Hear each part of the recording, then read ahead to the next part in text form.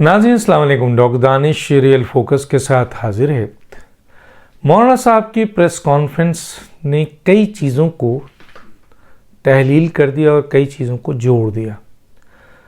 मौलाना साहब की ये प्रेस कॉन्फ्रेंस बरवक्त थी और बहुत मजबूत और बहुत शानदार और जानदार थी। मौलाना फजल रहमान साहब एक बड़े ज़ीरक सियासतदान हैं। मौलाना फजल रहमान साहब को 2018 में भी उनके साथी सियासतदानों ने मजबूर करके उस मौक़िफ़ को, जो मौक़िफ़ उनका बहुत ही स्ट्रॉन्ग था कि इमरान खान साहब कि इस पार्लियामेंट का हिस्सा ना बना जाए, यही आपके नवाज़ शरीफ को कायल किया गया और मौलाना फजल रहमान को कायल किया गया, और यही वो पीपल्स पार्टी थी और यही शहबाज शरीफ और PMLN के वो चंद लोग थे जो मसलहत की सियासत करते हैं, जो सियासत नहीं करते हैं, जो मसलहत की सियासत करते हैं। और उस वक्त उनको कायल किया गया। और उसके बाद जब इमरान खान ने हुकूमत में आने के बाद अपने इन सियासी मुखालिफों के साथ जो किया, उस वक्त मौलाना फजल रहमान एक ऐसी सियासी शख्सियत थे जो बार बार ये कह रहे थे कि देखिए, और सारी दुनिया ये कह रही थी, उन पीपल्स पार्टी वालों को भी, आसिफ जरदारी को भी, और बिलावल भुट्टो का तो खैर इतना रोल नहीं था उस ज़माने में, आसिफ जरदारी बहुत मेन थे, और इस तरफ PMLN के वो मिनिस्टर जो आज शहबाज शरीफ को एक बुज़दिल बना चुके हैं। तो जहां मैंने बताया कि दो धड़े हुए हैं इस बुनियाद पे कि इमरान से बात की जाए, PMLN के वाज़ेह तौर पर दो धड़े हैं, नवाज़ शरीफ, मरियम, शहबाज शरीफ और ये मिनिस्टर। आज एक तमाशा देखें, ये तमाशा ही है ना कि हुकूमत वक्त वज़ीर आज़म काबीना ये ऐलान करती है कि हम चीफ जस्टिस के इस 3 रुकनी बेंच को नहीं मानते, इसलिए हम उनके फ़ैसले को रद्दी की टोकरी में फेंकेंगे, हम मुस्तरद करते हैं। अगर आप उनके फ़ैसले को मानते हैं तो फिर लाइए बजट, लाइए सिक्योरिटी, कराइए इलेक्शन, क्योंकि ये तो कह चुकी है 3 रुकनी बेंच आपसे, हुकूमत से। आप नहीं करा रहे हैं, आप ये सारा पार्लियामेंट को दे रहे हैं, और अगर पार्लियामेंट को ही दे रहे हैं तो पार्लियामेंट ने तो 3 रुकनी बेंच के बारे में कहा है कि जी हम आपको मानते ही नहीं, तो हम मुस्तरद करते हैं सारी चीज़ें।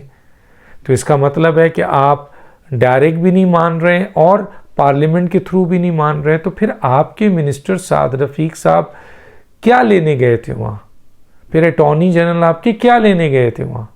चलें, अटॉर्नी जनरल तो दोनों उनको भी असिस्ट करता है और आपको भी, लेकिन फिर ये बताइए कि ये साद रफ़ीक मिनिस्टर उस 3 रुकनी बेंच के सामने क्या करने गए थे, क्यों गए थे? तो आपका तो मौक़िफ़ ये है कि हम नहीं जाएंगे, हम इस बेंच को मानते नहीं। एक तरफ आप इस बेंच को नहीं मान रहे, उसके फ़ैसले नहीं मान रहे, दूसरी तरफ आप अपना मिनिस्टर भिजवा रहे हैं उनके कहने पे। What is this? ये क्या है? तो मौलाना साहब का स्टैंड बहुत सॉलिड है। उन्होंने कहा कि जिस बेंच को पार्लियामेंट रिजेक्ट कर चुकी है, मुस्तरद कर चुकी है, उस बेंच के सामने मैं क्यों जाऊंगा? और बहुत सख्त स्टेटमेंट दिया उन्होंने वाज़ेह तौर पे कहा है कि ये बेंच आइन और कानून की बुनियाद पर फैसले नहीं कर रही है। ये बेंच पंचायत कमेटी बनी हुई है और एक शख्स की सहूलतकारी कर रही है, और ऐसा हम बर्दाश्त। उन्होंने वाज़ेह तौर पे कह दिया कि आपने जो कुछ करना है कर लें, हमने भी जो कुछ करना है कर लें। और मेरी भी एक निजी बातचीत हुई है मौलाना फजल रहमान से। वो बहुत ये जो इनके पास जो इत्तेहादियाँ, अब देखें ना, बिलावल भुट्टो साहब, मौलाना फजल रहमान साहब कितना ज़ीरक सियासतदान है। आप नए सियासतदान हैं, आप उन्हें मनाने जा रहे हैं, उनको समझाने जा रहे हैं कि जी किससे बात कर लें, इमरान खान से बात कर लें। आप मुझे ये बताइए, कौन गारंटी देगा इमरान खान का कि आज अगर वो एग्रीमेंट पे साइन भी कर देता है तो उस एग्रीमेंट पे कल कायम रहेगा? मैं बार बार ये कह रहा हूँ कि इमरान खैर है कि 80% लोग उसके साथ हैं और इलेक्शन ये भाग रहे हैं। इलेक्शन हो तो आज मुझे 2/3 मेजॉरिटी मिलेगी, उसके दिल और दिमाग में हर जगह ये मौजूद है। और कल अगर फ़र्ज़ कीजिए आप इलेक्शन में चले भी जाते हैं और इमरान खान हकीकी तौर पे हार जाता है तो वो तो नहीं मानेगा, वो तो कहेगा कि जनाब आपने धांधली की है। तो फिर उस वक्त एक नया पेंडोरा बॉक्स खुलेगा। और फिर एक और भी बात है कि ये कौन सी सुप्रीम कोर्ट है भाई, ये बताए कि जो आइन और क़ानून पे फ़ैसला देने के बजाय सियासी जमातों में पंचायत, आप अपने अंदर तो आपके यहाँ इख्तलाफ है, आप सियासी जमातों में इत्तफाक पैदा कर रहे हैं, आप अपने ब्रदर जजेस के साथ नाइंसाफ़ी कर रहे हैं और आप इधर सियासी जमातों से कह रहे हैं कि इलेक्शन में नाइंसाफ़ी नहीं होनी चाहिए, इलेक्शन कमीशन को कह रहे हैं नाइंसाफ़ी नहीं होनी चाहिए। इधर आप अपने ब्रदरहुड के बेंच में इंसाफ नहीं कर रहे हैं तो आप दूसरों के साथ क्या इंसाफ करेंगे। हुकूमत एक बहुत अहम मसला मैंने बल्कि डिस्कस किया कि सर ये सदर ने वापस कर दिया है, आपका लॉ है, आप इस बेंच को नहीं मानते हैं, हुकूमत इस बेंच को नहीं मानती है, पार्लियामेंट इस बेंच को नहीं मानती है, तो वो जो आपका लॉ है जो कि supreme court practice and procedure जो आपका एक्ट है, जो अदलिया इस्लाहाती बिल है, वो तो अब एक्ट बन गया है। ये बन गया, आज या कल में बन जाएगा, एग्जैक्ट मुझे नहीं पता, लेकिन कुछ लोग कह रहे हैं बन गया है। और अगर बन गया है तो फिर उसको नोटिफाई करें, और नोटिफाई करेंगे तो फिर ये जिस तरह मैंने आज अपने एक सीनियर वकील से पूछा कि अगर हुकूमत इसको नोटिफाई कर देती है एक्ट को, क्योंकि उन्होंने जो अदालत के जिस बेंच ने इस कबल अज़ वक्त लॉ बनने से पहले इसको रोका है, वो आप उस बेंच का ऑर्डर नहीं मान रहे हैं, तो गोया एक्ट बनने के बाद आप इसको नोटिफाई करेंगे, और नोटिफाई स्पीकर करे या नोटिफाई फेडरल गवर्नमेंट करे, उसके बाद ये इख्तियार चला जाएगा सुप्रीम कोर्ट के 3 सीनियर जजेस के पास कि वो सुओ मोटो नोटिस लें, जिनमें से एक चीफ जस्टिस हैं और 2 आपके जस्टिस तारिक और जस्टिस काजी फाइजिस हैं। तो अगर हुकूमत नोटिफाई कर देती है तो फिर क्या होगा ये स्पीकर। तो उस वकील ने ये कहा कि उसके बाद जो सुप्रीम कोर्ट में 2 सीनियर वकील हैं, वो फिर उनका कंडक्ट है, उनका रोल है कि वो हुकूमत के इस नोटिफिकेशन को एक्सेप्ट करें और सो मोटो नोटिस लें। अगर चीफ जस्टिस तीसरी बेंच के नहीं उस कमेटी के तीसरे मेंबर के तौर पर नहीं आते हैं तो 2 मेंबर अपना काम कर सकते हैं। तो फिर आज मेरी बात हुई तो यही हुआ कि हम इस इशू को आगे लेके चल रहे हैं, हुकूमत जाए, लेकिन हुकूमत तो इतनी डरपोक है, इतनी, मियाँ नवाज शरीफ साहब को बहुत नाराज़गी है 4 मिनिस्टरों पे अपने, एक इंफॉर्मेशन मिनिस्टर, एक लॉ मिनिस्टर, एक आपका क्या कहते हैं इंटीरियर मिनिस्टर, और एक आपका जो मिनिस्टर है वो ये अभी जो गए हैं, उनका ये कहना है क्यों गए, ये इनका क्या काम है। जब आप अदालत के इस बेंच को नहीं मान रही, पार्लियामेंट नहीं मान रही, तो तुम कौन होते हो वहाँ जाने वाले। लेकिन सवाल ये है कि मियाँ नवाज शरीफ साहब की पोजीशन इस वक्त इतनी स्ट्रॉन्ग है कि इन 4 मिनिस्टरों को वो निकाल सकें, वज़ीर आज़म से हुक्म करें और वज़ीर आज़म बात मान जाए। मुझे नहीं लगता कि वज़ीर आज़म मियाँ नवाज शरीफ साहब की इस मौके पर बात मानेंगे, या मियाँ नवाज शरीफ साहब इस बात को लेकर एक्सट्रीम पे जाएंगे, लेकिन बहुत खफा हैं। दूसरी तरफ पीपल्स पार्टी, बिलावल भुट्टो ने अपना फ़ौरन यू टर्न लिया। आज लाहौर में उन्होंने बयान दिया कि जनाब ये सुप्रीम कोर्ट पंचायत के ज़रिए हम पर दबाव डाल रही है। भाई कल पंचायत कमेटी से इसका हिस्सा तो बिलावल साहब आप खुद बन रहे थे कि वज़ीर आज़म का जहाज़ लेकर आप मौलाना फजल रहमान को मनाने जा रहे हैं, और किसके लिए मनाने जा रहे हैं, इमरान के लिए मनाने जा रहे हैं। तो मौलाना फजल रहमान साहब इस सिलसिले में बिल्कुल क्लियर हैं कि मैं किसी भी सूरत में, वो PDM के सरबराह हैं, मैं किसी भी सूरत में इमरान खान से वो नहीं करूँगा। अब सवाल ये पैदा होता है कि मौलाना फजल रहमान PDM के प्लेटफॉर्म से ये आज ज़ोरदार ऐलान, न सिर्फ उन्होंने अपने इत्तेहादी हुकूमत को, इत्तेहादी जमातों को और उनके साथ जो सियासी जमातें हैं उनसे उन्होंने वाज़ेह तौर पर उनको मैसेज कर दिया है, बल्कि उन्होंने चीफ जस्टिस से मैसेज कर दिया है कि हमें ना बुलाना, अगर हमें आपने सुप्रीम कोर्ट में बुलाया तो अव्वल तो हम आपकी बात मानते ही नहीं हैं, हम आएंगे नहीं, हम उस पर शदीद, फिर आपके लिए बड़ा मुश्किल हो जाएगा कि आप हमें बुलाएं और हमें संभाल सकें।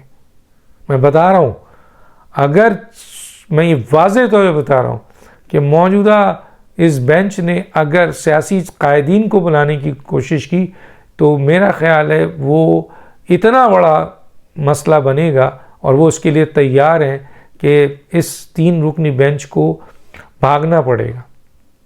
और 3 रुकनी बेंच सब ये कह रहे हैं कि उनका रोल, वो आइन से तजावुज़ कर रहे हैं। आज मेरे प्रोग्राम में सीनियर वकील ने कहा उन्होंने आइन से तजावुज़ किया, बार कौंसिल के एग्जीक्यूटिव के प्रेसिडेंट, उन्होंने कहा कि उन्होंने आइन से तजावुज़ किया है।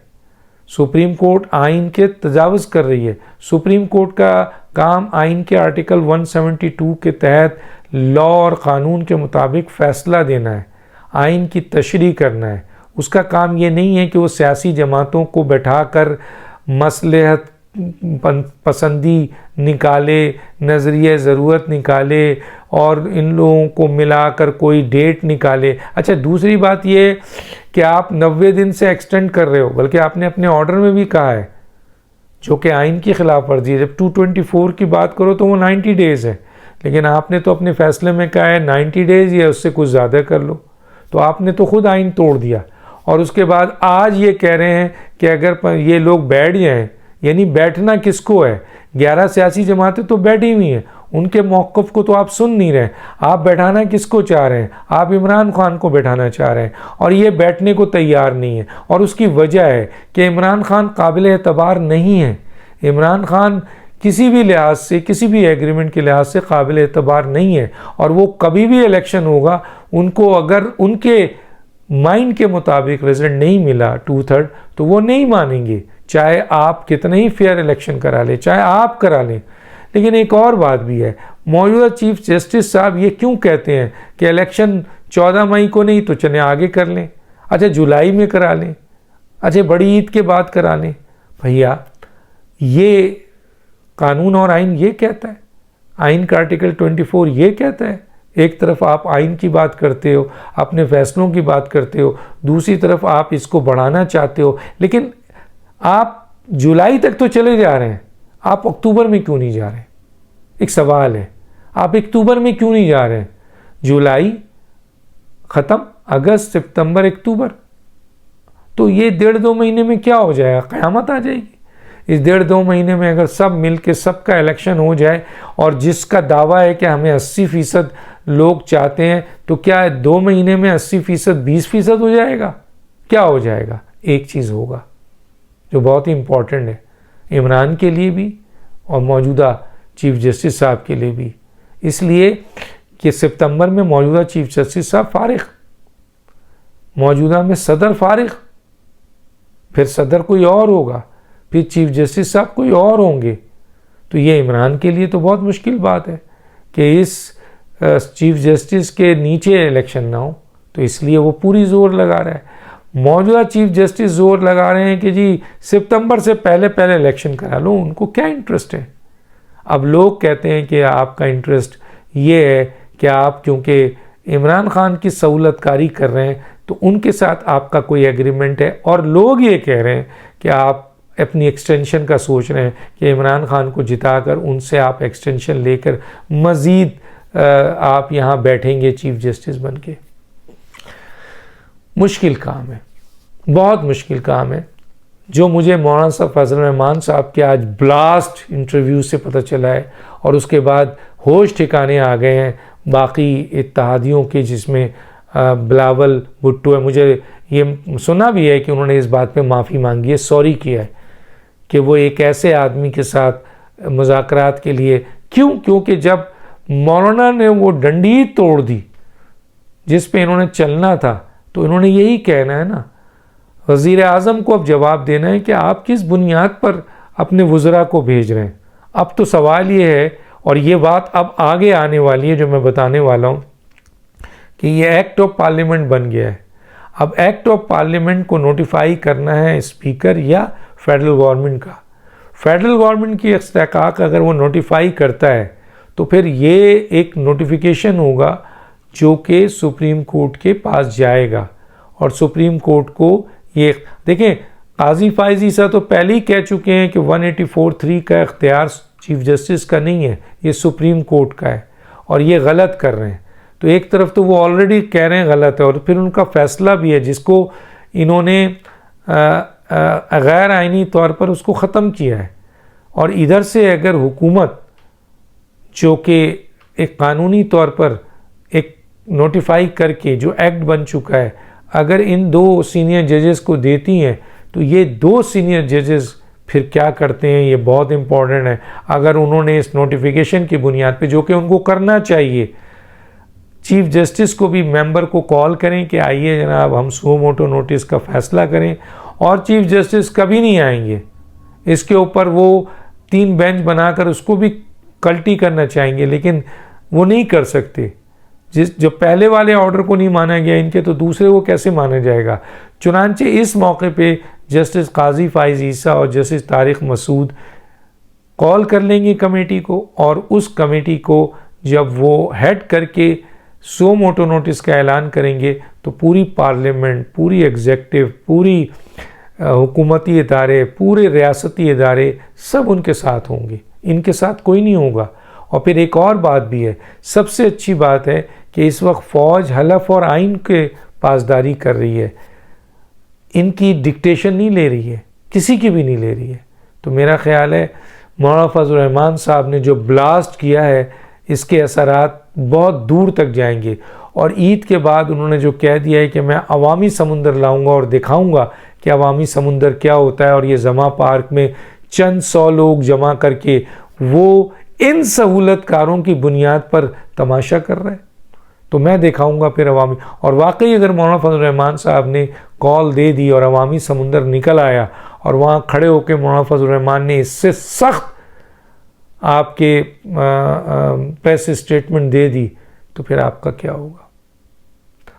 अब हुकूमत को चाहिए कि वो बुज़दिली दिखाने के बजाय मजबूत हो। डॉक्टर दानिश को याद दीजिए। अल्लाह हाफिज़।